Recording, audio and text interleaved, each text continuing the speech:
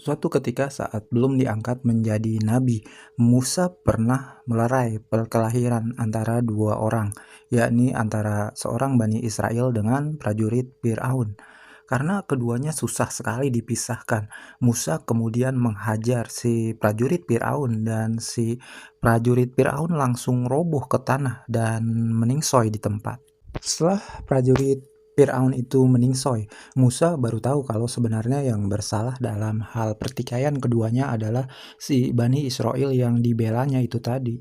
Samalah kalau kita sedang melerai pengendara bermotor yang sedang berkelahi di pinggir jalan, itu kan kedua-duanya ngotot merasa yang paling benar kan. Nah, kita jadi bingung, ini siapa yang benar? Nah, begitulah yang terjadi pada dua orang yang dilerai Musa pada masa itu. Kenapa Musa sampai bersikap ceroboh membela kaumnya sendiri secara membabi buta tanpa tahu siapa yang benar, siapa yang salah? Jawabannya karena rasa keterikatan yang kuat pada kaumnya. Semua nabi memiliki rasa keterikatan yang sangat kuat pada kaumnya sebagai bukti cinta mereka pada kaumnya.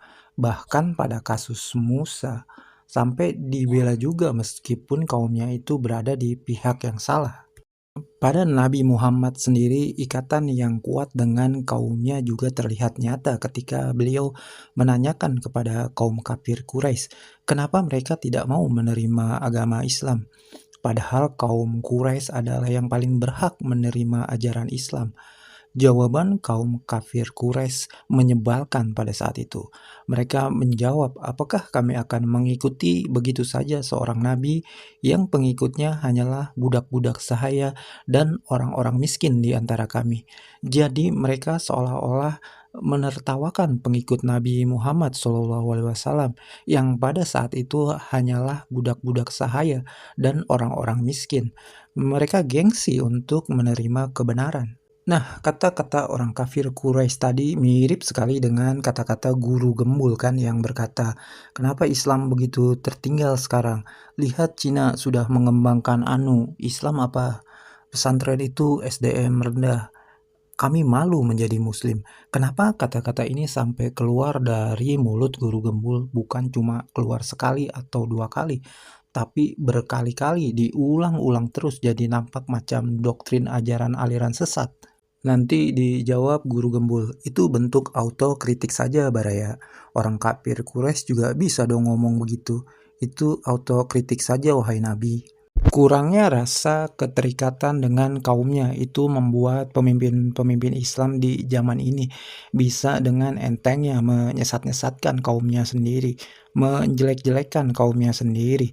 Tidak seperti Musa yang keterikatan dengan kaumnya begitu kuat menghujam sampai ke dasar, atau bisa juga disebut radikal.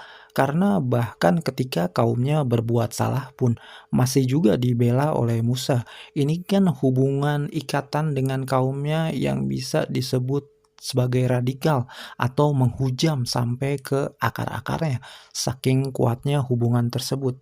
Berbeda halnya dengan Ko Felix Xiao yang gampang sekali dapat titel radikal tanpa ada bukti yang mendalam. Saya dulu bingung Felix Xiao disebut radikal. Apanya yang radikal? Pragmatis iya beliau itu, tapi radikal mah enggak menurut saya, dan saya bisa jelaskan alasannya. Ko Felix Xiao itu kan dulu awal-awal dakwah, ia senang sekali menggunakan baju batik dan kopiah putih. Ia ingin masuk lewat jalur budaya saat ilmunya sebagai pendakwah mualaf masih sangat minim saat itu. Tapi begitu sekarang Felix Xiao sudah terkenal dan Islam tradisional dengan simbol-simbolnya sedang dihujat habis-habisan oleh guru gembul dan netizen yang jahanam. Budiman, lah Felix Xiao nggak pernah lagi kan ceramah pakai batik dan kopiah putih. Pertanyaannya kan kenapa? Karena Felix Xiao itu pelin-pelan, dia itu seperti layangan, mudah sekali terbawa arus angin. Ini mohon maaf ya buat fans boysnya Ko Felix Xiao, nanti saya habis dibully lagi di kolom komentar. Jangan ya, ini sekedar kritik, saran, dan masukan saja buat beliau itu agar bisalah mendengar kritik dan mau memperbaiki diri untuk kedepannya.